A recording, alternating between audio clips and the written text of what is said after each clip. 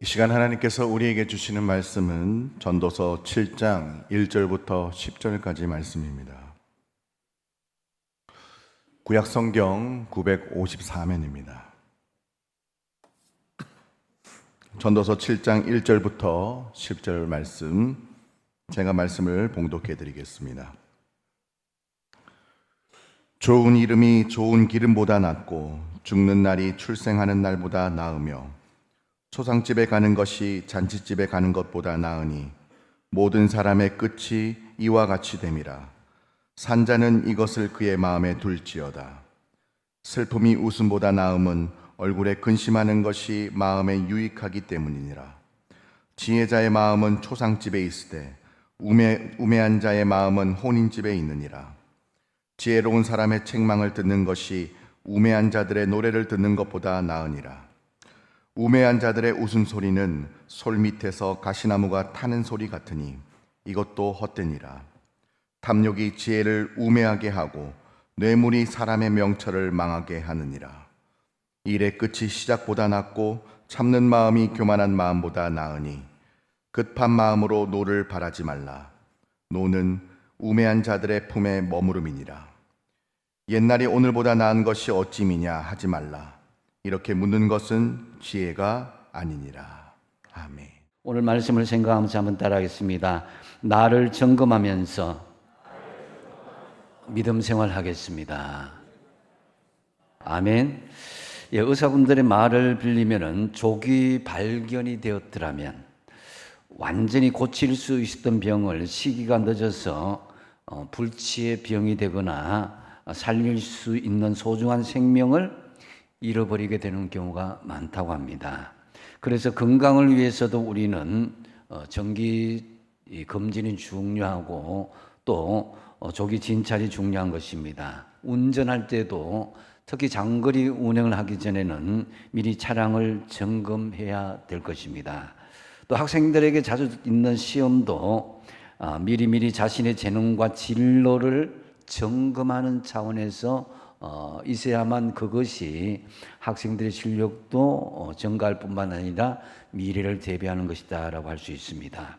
고린도후서 13장 5절 상반절에 너희는 믿음 안에 있는가 너희 자신을 시험하고 너희 자신을 확정하라 이렇게 말씀합니다. 이것은 나를 점검하는 신앙이 되라는 것이죠. 여기서 시험하다라는 말은 이 두 가지로 나오고 있는데요. 먼저 이 시험하라라는 말, 헬라어 페이라주라는 말, 이 말은 템테이션이라 그러는데 그런 유혹의 시험, 또 검사, 이런 그런 악한 시험을 이야기하는 거죠. 성도가 이제 유혹이나 시련, 고난이란 시험 앞에 있을 때 그때 비로소 믿음의 본질이 드러날 수 있게 된다라는 거죠. 그리고 이 확정하는 말도 원어적으로는 시험한다라는 말입니다. 이 도키마주라는 말 헬라어는 하나님의 시험 테스트를 이야기하는 것입니다. 같은 시험인데도 다르게 쓰이고 있습니다. 그래서 사탄의 시험을 통해서 하나님의 시험에 통과하라 이런 말씀이거든요. 원어적으로 보면 그래서 유혹이나 시련 그리고 온갖 고난이라는 시험을 통해서 자신의 진짜 신앙을 하나님 앞에 테스트 받아서 온전히 드러내라는 것입니다. 이런 의미에서 오늘 1절은 이렇게 말씀합니다. 좋은 이름이 좋은 기름보다 낫고 죽는 날이 출생하는 날보다 낫다 그랬습니다. 호랑이는 죽어서 가죽을 남기고 사람은 죽어서 뭘 남긴다고요? 예, 이름을 남긴다고 그러죠. 그래서 좋은 이름, 아름다운 이름을 남기는 것이 사실 당시에 귀하게 쓰이는 좋은 기름보다 낫다. 이렇게 말씀합니다. 요즘 뭐 기업들마다 브랜드 파워라 해서 기업 이미지 메이킹을 많이 하면서 사람들을 각인시키고자 하죠. 그래서 현대, 삼성, SK 이 대기업들을 보면은 이거 이름의 그 내용을 다 전달하면서 이름 하나만으로 그들의 어떤 명성과 지위를 잘 보여주고자 하는 그런 광고를 볼 수가 있습니다. 사람의 이름도 마찬가지입니다. 우리의 이름 속에서도 그 사람의 인격이 들어가 있고 또 삶의 모든 것을 그 이름 속에서 나타낸다고 할 수 있는 것입니다. 그 홍길동 하면은 그 사람 누구다 이렇게 우리가 생각하는 거죠. 그래서 우리는 또한 이 개인적인 고유한 이름과 함께 그리스도인이라는 중요한 믿음의 별명을 가지고 있죠. 믿음의 이름을 가지고 있습니다. 그래서 우리 이름 석자만 들어도 그 사람 참 훌륭한 사람이다라는 그런 인정과 함께 그 사람 예수 그리스도를 닮아서 아름다운 인생을 살았다. 이런 인정을 받는 저와 여러분의 신앙이 되시기 바랍니다. 이 좋은 이름, 아름다운 이름을 남겨지기 위해서는 하루아침에 우리가 이루어지지 않습니다. 수많은 시간 동안 그것이 이루어져야 되는데 그 중간중간마다 우리는 믿음의 자가 점검이 있어야 될 것입니다. 그렇다면 오늘 본문을 통해서 주시는 우리의 믿음, 이것을 자가 점검하기 위한 믿음의 각오가 무엇이어야 되겠습니까? 먼저 첫 번째로 보면 오늘이 마지막이라는 각오로 살고 있는지를 점검할 수 있어야 된다는 거죠. 2절 말씀 같이 한번 읽어보겠습니다. 시작. 초상집에 가는 것이 잔치집에 가는 것보다 나으니 모든 사람의 끝이 이와 같이 됨이라. 산자는 이것을 그의 마음에 둘지어다. 아멘. 여러분, 이것이 뭐냐면은 먼저 오늘이 마지막이라는 각오로 초상집에 내가 주인이 될 수 있다, 주인공이 될 수 있다는 각오로 살라는 말씀이죠. 우리가 뭐 천성적으로 그 잔치집을 좋아하지 초상집에 가는 것 이것은 참 어려워하죠. 왜냐하면은 잔치집에는 온갖 맛있는 음식과 즐거운 파티가 있습니다. 고민보다는 재미와 즐거움, 웃음이 있게 되는 것이 잔치집이죠. 하지만 오늘 말씀에서는 잔치집에 가는 것보다는 초상집에 가는 것이 낫다. 왜냐하면은 이 즐거운 잔치집에서 흥겨운 노래를 부르고 그 인생의 목표를 발견하기는 쉽지 않거든요. 또 맛있는 음식을 먹으면서 인생의 의미를 깨닫기는 쉽지는 않을 것입니다. 그래서 연이어서 3절에는 이렇게 말씀합니다. 슬픔이 웃음보다 나음은 얼굴에 근심하는 것이 마음에 유익하기 때문이다 라는 거죠. 물론 인생을 즐겁게 즐기는 부분은 분명히 있어야 됩니다. 무작정 우리가 인생을 고민스럽게 생각해서 살아서는 안 되겠습니다. 하지만 우리 인생이 즐길 것은 즐기지만은 마지막에 있다는 생각을 하면서 즐기는 것이 더 지혜로운 인생이 아닌가라는 그런 의미거든요. 그래서 4절에 보면은 지혜자의 마음은 초상집에 있으되 우매한 사람의 마음은 혼인집에 있다 말씀합니다. 진정으로 지혜로운 사람은 오늘 마시고 먹고 시집가고 장가가는데 정신을 파는 것이 아니라 오늘이 마지막이 될 수 있다는 각오로 오늘 즐기고 마지막을 염두에 두고 살아가는 것입니다. 그래서 우리가 실제로 초상집에 가면 누구나 인생의 의미를 우리가 깨닫는 경우가 많죠. 나도 나보다 젊은 사람이 먼저 가는 수가 있죠. 그러면 나도 곧 갈 수도 있겠구나 이런 생각을 하게 되는 것입니다. 나름대로 철학자가 되고 나름대로 자기의 인생을 좀 고민하는 그런 장소가 바로 이제 장례식장이 되는 것이죠. 여러분은 평소에 인생에 대해서 자기 인생을 얼마나 진지하게 한번 고민해 봤습니까? 중병에 걸려서 오늘 내일 하면서 죽음을 기다리는 사람보다도 건강한 우리가 먼저 갈 수도 있는 것이 우리 인생입니다. 그건 정해지지 않았죠. 여러분 이제 앞으로 100년만 지나면은 이 자리에 있을 사람들 아마 아무도 없을 것 같아요. 100년이 뭡니까? 1년 아니면 하루 뒤라도 주님께서 부르시면은 가야만 되는 존재가 우리 인생입니다.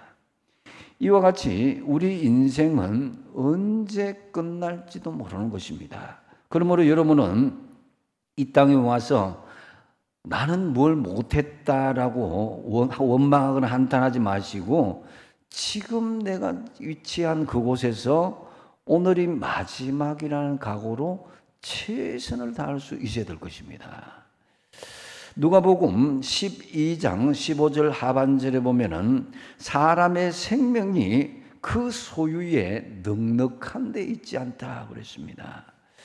오늘날 우리가 육신적으로 유한한 세상에서 어느 누구는 성공했다, 돈을 많이 벌었다, 권력이 있다 하여도 그것이 어느 순간에 사라지는 것을 우리가 볼 수 있지 않습니까? 그러므로 우리는 현재 내게 주어진 지금 이 시간이 내 시간이지 다음 시간이나 내일은 내 시간이 아닌 거예요. 그래서 구원도 이 시간에 이루어져야 되고 삼급과 멸류관도 지금 현재 이 시간에 우리가 성취될 수 있어야 된다는 거죠. 우리 주변에 복음을 전도하다 보면은 그런 분들이 있죠. 내가 지금 형편이 여러 가지 분주하고 바빠서 조금 이게 정리되면 내 교회 나가 있습니다. 애 좀 키우고 나서 내가 좀 교회 좀 나가겠습니다. 아니면 지금 하고 있는 사업 좀 잘 좀 정리되고 좀 안정이 되면 나가겠습니다. 이렇게 차일피일 미루는 사람들도 있습니다. 왜냐? 그 사람 복음의 진리 안에 있다가 떠나간 사람들도 그렇게 말씀하는 사람이 있거든요. 그러나 하나님께서는 그들이 쉽게 결단하지 못한 조건들을 다 이루기까지 기다리지 않고 그 전에 하나님이 부를 수 있다는 사실을 망각하는 거예요. 오늘날 우리가 분명히 알아야 할 것은 유한한 이 세상에서 오늘이 마지막이라는 각오로 영혼을 준비하는 이 각오로 살아야 된다. 에베소서 5장 16절 말씀에 그래서 세월을 아끼라 때가 악하니라라고 말씀합니다.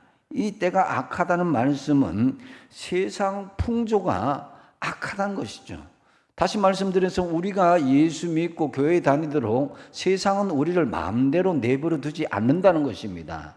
우리를 넘어뜨리기도 하고 시험 들기도 하고 그래서 우리는 언제든지 여러분 이 우리의 의지대로 잘 되지 않는 경우가 있습니다. 그래서 우리는 세상의 악한 흐름에 휩쓸려 갈 수 있는 이 부분에 우리가 경계할 수 있어야 되는데요. 여기에서 세월을 아낀다라는 헬라어 엑사고라조라는 단어는 세월을 최대한 이용한다라는 그런 의미가 포함되어 있습니다. 다시 말씀드리면 지금 우리에게 주어진 은사와 돈과 건강과 지위와 명예 이 모든 것을 내 살아있는 동안 최대한 이용하는 것 그것을 통해 하나님의 앞에 영광 돌리는 삶 이것이 세월을 아낀다 엑사고라조라는 그런 의미가 있다는 거죠. 한마디로 표현한다면 내게 찾아온 모든 기회를 놓치지 않고 지금 현재 최선을 다한다는 것입니다. 여러분이 만약에 지금 높은 자리에 있다면 그 하나님 주신 기회거든요. 그래서 내가 그 다른 사람들에게 교만하고 떵떵거리라고 그 자리에 있는 거 아닙니다. 높은 자리에 있을 때 도와줄 사람 도와주고 높은 자리에 있을 때 열심히 일해서 하나님께 영광 올려드리는 거예요. 또 좋은 자리가 영원히 있는 건 아닙니다. 오늘 밤 자고 나면 내일부터 그만두라고 할 수 있거든요. 우리 인생은 알 수 없습니다. 또 여러분에게 예기치 못한 재물의 축복이 올 수가 있습니다. 하나님이 내게 돈을 많이 주었다면 그것은 하나님을 위해서 더 많은 일을 하라고 하는 기회일 때인 것입니다. 나중에 돈을 다 잃어버리고 나서 그때 잘할 걸 한다든지 아니면 죽을 때가 되어서 아무리 후회해도 소용이 없는 것이죠. 그러므로 내 손안에 물질이 있을 때가 기회인 것입니다. 또 건강할 때가 또 기회인 것이죠. 늙고 병들면 일하고 싶어도 못할 때도 있습니다. 교회 나가는 것도 힘든데 무슨 봉사를 할 수 있겠습니까? 건강할 때 그것이 봉사할 수 있는 기회인 것입니다. 그 기회를 붙잡는 사람이 바로 지혜로운 사람이다라는 거죠. 그러므로 우리의 믿음을 점검하는 데 있어서 가장 우선적으로 점검해야 될 사항은 항상 오늘이 마지막이라는 각오로 우리에게 주신 모든 것을 최선을 다해서 아름답게 사용하고 있는가, 이것을 점검하시기 바랍니다. 두 번째로 우리의 믿음을 자가 점검하기 위한 믿음의 각오는 안일함을 버리고 책망과 교훈을 수용할 수 있어야 된다는 거죠. 5절 말씀에 보면은 이 지혜로운 사람의 책망을 듣는 것이 우매한 자들의 노래를 듣는 것보다 낫다, 이렇게 말씀합니다. 지혜로운 사람은 때로는요, 참 이렇게 즐거운 자리에 있는 것, 노래를 듣고 뭐 이렇게 행복하고 기쁘고 그런 것도 있지만은 냉정하게 비판과 책망을 받아들이는 것이 훨씬 더 지혜롭다라는 거죠. 뭐 듣기 싫으니까 다음에 하라, 그런 소리 하지 마라, 이게 아니라 그 부분에 대해서 내가 책망받을 것은 책망받을 수 있어야 됩니다. 교훈으로 삼을 것은 교훈으로 삼을 수 있어야 그것이 지혜로운 사람이다라는 거죠. 시간이 지난다고 그것이 없어지는 게 아니거든요. 그래서 쉽고 안일한 삶보다는 우리가 책망과 교훈을 받을 것은 당당하게 받는 것이 지혜로운 삶이다라는 거죠. 여러분, 이 예수 믿는 건 너무 안일하게 생각해서는 안 됩니다. 독일의 신학자 보네포는 값싼 은혜가 우리 교회의 치명적인 원수다라고 이야기합니다. 복을 달라고 빌면서도 그 속에는 예수가 없고 십자가가 없는 예수를 생각한다는 거죠. 고생하여 번 돈은 여러분 쉽게 낭비하지 않잖아요. 돈이 귀중한 것을 알기 때문입니다. 그러나 쉽게 번 돈은 낭비하기가 쉽습니다. 요즘 로또 복권 많은 사람들이 그것을 통해서 부자를 꿈꾸지만요, 정작 로또에 당첨된 사람들을 조사해 보니까 행복한 사람보다 오히려 그것 때문에 너무나 많은 불행을 겪는 사람들이 있다는 것입니다. 우리가 아픔을 겪고 어려움을 겪고 난 뒤에 여러분 주어지는 그 물질이나 여러 가지 명예와 건세, 귀하고 함부로 놓치지 않죠. 믿음도 마찬가지입니다. 우리가 아픔을 겪고 난 뒤에 하나님의 책망 같은 사랑이 귀중하다는 것을 깨달을 때가 있습니다. 그게 철들 때입니다. 우리가 청소년기나 이렇게 반항기에는 부모의 잔소리가 그렇게 싫어요. 근데 저는 아버님이 돌아가시고 나니까 때로는 저한테 간접적이지만 넌저시 한마디씩 해주는 게 지금 그게 너무 그리워요. 제가 이제 어떻게 할 때 책망이나 교훈이나 이런 말씀을 넌저시 해주시거든요. 만약에 하나님께서 여러분에게 책망이나 교훈을 하지 않는다, 이렇게 한다면은 그것은 하나님의 사랑이 떠나간 무관심의 관계에 접어들었다. 이 심각한 상황입니다. 사람과의 관계에서도 여러분 배우자가 책망하지 않고 잘못됐는데도 여러분 어떤 지적을 하지 않는다, 그건 심각한 관계가 되었다는 것입니다. 사랑의 관계에서 무너졌다는 것이죠. 그렇기 때문에 여러분, 우리가 중병에 걸린 후에 정말 죽을 고생하면서 간절히 기도하며 치유받은 사람들은 하나님이 주신 책망 같은 고난에 감사하는 거예요. 오히려. 그래서 반면에 쉽고 안전한 길을 걸은 사람들은 하나님을 향한 믿음이 그렇게 깊거나 감격적이지 않는 것을 볼 수가 있습니다. 사실 우리 중에는 지금 말을 하지 않아도 겉으로는 그렇게 웃고 있어도 하나님의 책망 같은 아픔을 묻어두고 사는 사람들 적잖게 있습니다. 끝이 보이지 않는 이 아픔의 터널이기에 눈물로 밤을 지새우며 새벽을 맞이하는 사람도 우리 중에 있는 것이 사실입니다. 하지만 책망과 아픔만 있으면 우리는 살아날 수 없습니다. 때로 영육이 지쳐있는 아픔 속에 우리가 몸부림치지만 그 처절한 책망과 아픔 속에서도 무엇을 깨닫느냐? 하나님의 은혜와 사랑이 나에게 있음을 깨닫게 된다는 거죠. 그 감격은 말할 수 없는 벅찬 감격. 하나님께서 나를 꾸짖어 주시고 하나님께서 나에게 고난을 주시고 이것이 다 하나님의 은혜요 사랑이라는 걸 깨닫는 것, 그것이 철드는 과정이에요. 참으로 기나긴 책망과 아픔의 밤을 이리저리 뒤척이며 밤을 지새우면서 하나님의 사랑이 정말 하늘 보화처럼 느껴질 때가 있는 것입니다. 누가복음 13장 26절에서 27절 같이 한번 읽어보겠습니다. 시작. 그때에 너희가 말하되 우리는 주 앞에서 먹고 마셨으며 주는 또한 우리의 길거리에서 가르치셨나이다 하나 그가 너희에게 말하여 이르되 나는 너희가 어디에서 왔는지 알지 못하노라. 행악하는 모든 자들아 나를 떠나가라 하리라. 아멘. 여러분, 여기서 주 앞에서 먹고 마셨다라는 것은 오늘날로 해석하면 하나님의 성찬 예식에 참여하고 떡과 포도주를 마시는 그런 하나님의 영역 가운데 있는 사람을 이야기하는 거예요. 또한 주는 또한 우리에게 길거리에서 가르치셨다는 것은 길거리에서 복음을 듣고 천국문에 들어갈 수 있도록 해달라는 부탁을 하는 것입니다. 그런데 길거리에서 집에서 요즘 TV, 라디오 또 영상 예배 드리는 것 이걸 통해서 그리스도인이 되고 예수님의 제자가 될 수가 있다고 생각합니까? 이런 사람들 아주 직설적으로 행악하는 사람이다. 행악하는 모든 자들아 나를 떠나가리라 그랬습니다. 오늘날 너무 안일하게 신앙생활하는 사람을 두고 하시는 말씀인 거죠. 그래서 주님을 위한 헌신과 봉사와 충성과 사명이 없이 너무나 안일하고 편안하게 예수 믿는 사람들 두고 하시는 경고의 말씀인 거예요.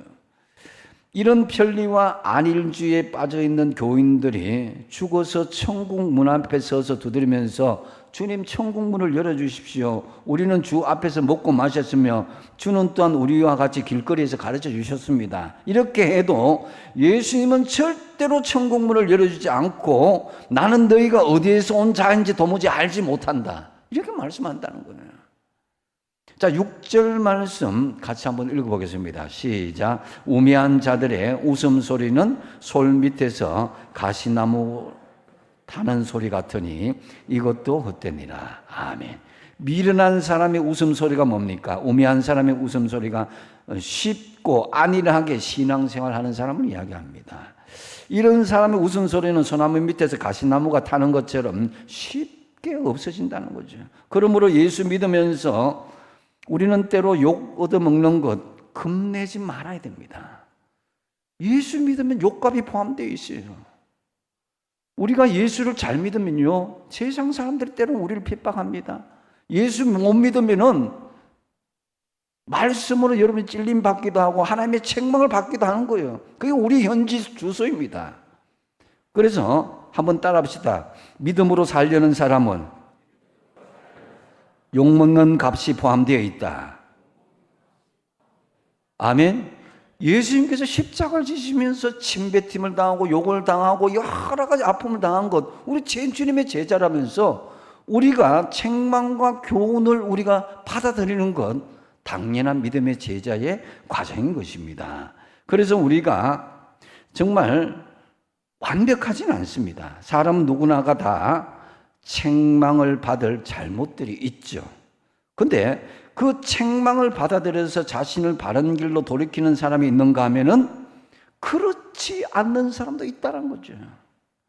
그래서 어떤 미련한 사람은 자신에게 주어진 책망을 한 귀로 듣고 한 귀로 흘려버린다는 것입니다. 그래서 오히려 그 책망과 교훈을 들으면 화를 내고 감정적으로 적대적으로 대하는 것입니다. 여러분, 책망을 수용하느냐 저항하느냐에 따라서요 신앙과 삶의 방향이 달라집니다.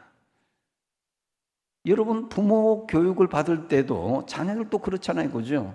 어느 정도 저항하는 것 같지만 그 내면적으로 부모의 마음을 존중하고 받아들인 자녀들은 반듯하게 자라나게 돼 있어요. 주의 종을 통해서 설교를 통해서 또 말씀을 통해서 여러분의 양심을 찌르는 말씀을 듣게 될 때에 저항하기보다는 수용함으로써 변화되고 성화하시는 삶을 이어가도록 하십시오. 다윗은 책망을 받았을 때 겸손하게 자신의 죄를 자백함으로 다시 하나님 앞에 신앙을 회복할 수 있는 기회를 얻었습니다. 반면에 사울은 책망 앞에서 자존심 상해하면서 변명하고 인정하지 않았을 때에 그때부터 하나님으로부터 버림을 당하게 된 것입니다. 그래서 다윗은 그러한 사실을 알고 사울의 그 모습을 반면교사로 삼았죠. 그래서 시편 51편을 보면 하나님이여 내 속에서 정한 마음을 창조하시고 정직한 영을 새롭게 하시고 내 속에서 하나님의 영을 거두지 말아 주십시오. 이렇게 간구한 거예요. 7절 말씀에 보면은 탐욕이 지혜자를 우매하게 하고 뇌물이 사람의 명체를 망하게 한다 그랬습니다. 여러분 탐욕이 뭡니까? 하나님보다 더 사랑하는 것이 욕심이요 탐욕인 것이에요. 욕심과 뇌물을 받으면 쉽게 편안하게 살 것 같지만 결과는 그렇지 않습니다. 왜냐? 하나님이 다 아시기 때문에. 사람은 실수할 수 있고 잘못할 수 있습니다. 문제는 그것을 하나님께서 책망하시고 회개를 촉구하실 때의 태도입니다. 책망에 내게 찔림이 있고 잘못이 인정된다면은 우리의 자존심을 버리고 그 책망을 수용하시고 즉시 돌이키는 것이 중요합니다. 죄가 많은 곳에 뭐가 있다고요? 은혜가 더한다고 그랬습니다. 하나님의 은혜가 임하는 것입니다. 죄가 많은 곳에. 인간의 죄성을 아시기 때문에. 책망과 고난을 받는다고 마냥 슬퍼하고 한탄하고만 있으면 그건 불행한 인생인 거예요. 에레미야서 21장 20절 말씀 같이 한번 읽어보겠습니다. 시작. 에브라임은 나의 사랑하는 아들 기뻐하는 자식이 아니냐. 내가 그를 책망하여 말할 때마다 깊이 생각하노라. 그러므로 그를 위하여 내 창자가 될 거러니 내가 반드시 그를 불쌍히 여기리라. 여호와의 말이니라. 아멘. 이스라엘의 장자 북이스라엘 에브라임이 하나님 앞에 책망을 받았지만 그가 아픔을 당할 때 하나님의 마음이 창자가 뒷끓는 것처럼 아프다는 거예요. 그렇지만 하나님의 마음은 어때요? 불쌍히 여기신다는 것입니다. 하나님은 저와 여러분을 사랑하는 줄로 믿으시기 바랍니다. 책망이 전부가 아니에요. 가장 소중한 독생자를 내어놓기까지 우리를 사랑하신 걸 생각하십시오. 우리의 믿음을 점검하되 안일하게 신앙생활하는 것을 지향하고 작은 것에도 영적으로 예민함으로써 겸손하게 어떤 책망도 수용할 수 있는 각오로 믿음 생활하는지를 점검하시기 바랍니다. 세 번째로 믿음의 점검사항은 교만하지 말고 인내하라는 말씀입니다. 8절 말씀에 보면은 일의 끝이 시작보다 낫고 참는 마음이 교만한 마음보다 낫다 그랬습니다. 여러분 시작했으면 끝까지 겸손하고 인내하라는 것이죠. 그 참지 못하고 막 이렇게 불의한 마음으로 그렇게 교만해서는 안 된다는 거죠. 세계적으로 유명한 심장 전문의 이 메멧 오저 교수라는 분이 있습니다. 이분은 미국 콜롬비아 의과대학 교수로 미국에서 건강학 교수로 굉장히 유명한 사람입니다. 특별히 이 사람이 유명해진 계기가 미국 빌 클린턴의 대통령의 심장을 수술했기 때문입니다. 미국에서 가장 유명한 토크쇼 오프라 윈프리 쇼에도 정기적으로 건강 코너를 통해서 그렇게 강의를 했고 또 자신도 닥터 오저 쇼라는 그 쇼를 이렇게 하면서 건강을 사람들에게 전도했던 사람입니다. 이 사람의 별명은요 수도속이라는 별명이 있습니다. 다른 어떤 것도 하지 않고 너무 수술을 많이 하니까 눈만 뜨면 수술하고 강의하고 그 외에는 다른 일을 하지 않았기 때문에 수도성이라고 그러죠. 특별히 오조 교수는 자신의 식단 관리도 너무나 철저히 했습니다. 쌀밥, 소금, 흰설탕, 하얀색 음식 절대 먹지 않고 몸에 나쁜 음식 일절 입에 대지 않았습니다. 그러다가 오조 교수가 51세 때에 병원에서 건강검진을 받게 되었습니다. 그런데 친구인 의사가 대장에서 이상한 점이 발견되었는데 그것이 작은 용종인 줄 알았는데 나중에 보니까 뿌리가 깊어서 대장암 3, 4기로 판명되었다고 합니다. 거의 말기로 넘어가는 거죠. 그러면 이분이 순간적으로 생각합니다. 이제 내게 남은 인생이 얼마나 될까? 과연 한 달, 1년 내가 무엇을 꿈꾸었는데 앞으로 남은 인생, 내 40년 꿈꾸도 왔던 인생이 어떻게 될까? 이 생각을 했다고 합니다. 그러면서 몇 가지 고민이 생기더란 거예요. 그게 뭐냐면은 현재 집에 가서 과연 아내에게, 내 자녀에게 과연 무슨 말을 할까? 또 자기가 출연했던, 정기적으로 출연했던 닥터 오즈 쇼, 오프라 윈프리 쇼에서 시청자들에게 이야기하고 학생들이 강의했던 그 내용들, 자신이 이 상태가 되니까 뭐라고 말해야 될지 모르겠다는 거죠.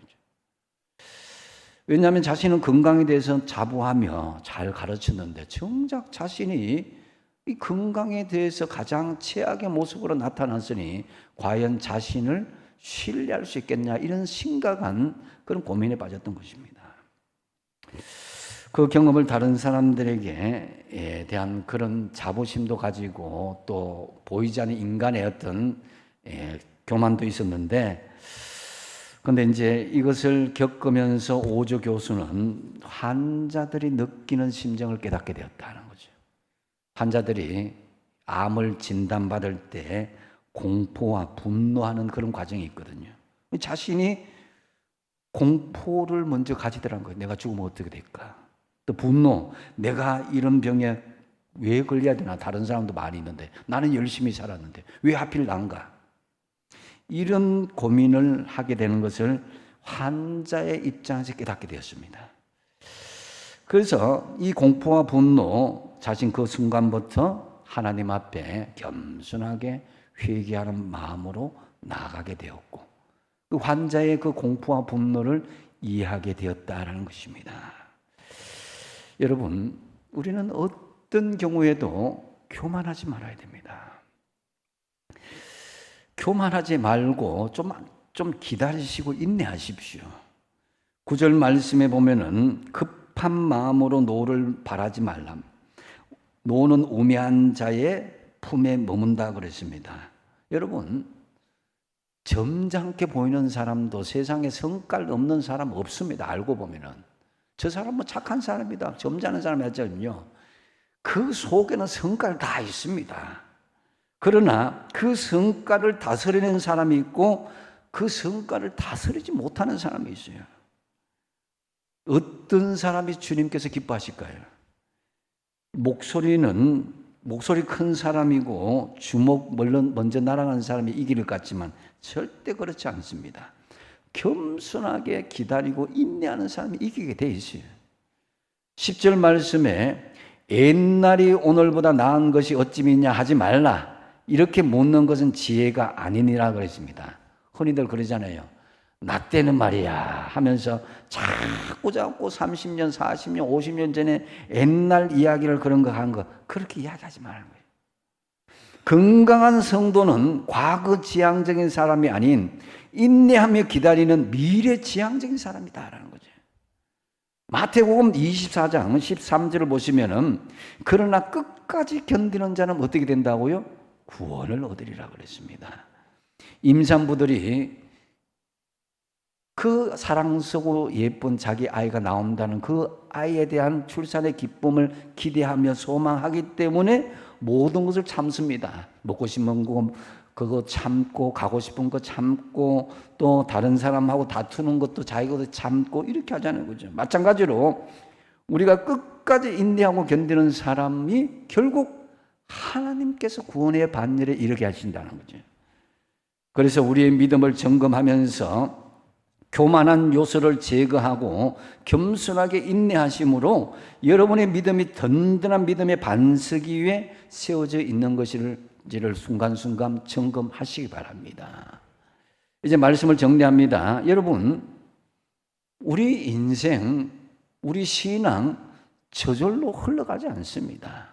치열한 영적인 싸움과 우리 자가 점검을 통해서 이루어져야 되는 거예요. 훈련을 통해서 이루어져야 됩니다. 그래야 여러분의 이름이 좋은 이름, 아름다운 향기를 내는 이름으로 남을 수 있습니다. 우리의 믿음을 자가 점검하기 위한 믿음의 각오가 첫 번째는 뭐라 그랬어요? 오늘이 마지막이란 각오로 사십시오. 여러분에게 주신 오늘이 마지막이라는 각오로 주어진 모든 것을 다 동원하여서 최선을 다해서 아름답게 사용하십시오. 두 번째 뭡니까? 안임함을 버리고 책망을 수용할 수 있어야 된다. 시간이 약이다, 지나가면 되겠지, 덮어두면 끝나겠지. 아닙니다. 주님, 우리 중심을 보시는 분이군요. 언젠가는 드러날 그 일을 덮는다고 될 일이 아니에요. 아예 처음부터 책망받고 교훈받고 찔림받으면 돌이키고 회개하면 되는 거예요. 그래서 정말 작은 것에도 영적으로 예민하면서 겸손하게 책망을 수용할 수 있는 각오로 믿음 생활 하십시오. 그리고 세 번째 뭡니까? 교만하지 않고 인내할 수 있어야 된다. 이 믿음을 점검하면서 교만한 요소 우리 제거하십시오. 겸손하게 인내하십시오. 그래야 해서 여러분의 믿음이 하나님께서 인정하실 뿐만 아니라 영원히 하나님 나라의 아름다운 이름으로 기록되어지시길 간절히 축복드립니다. 기도하겠습니다.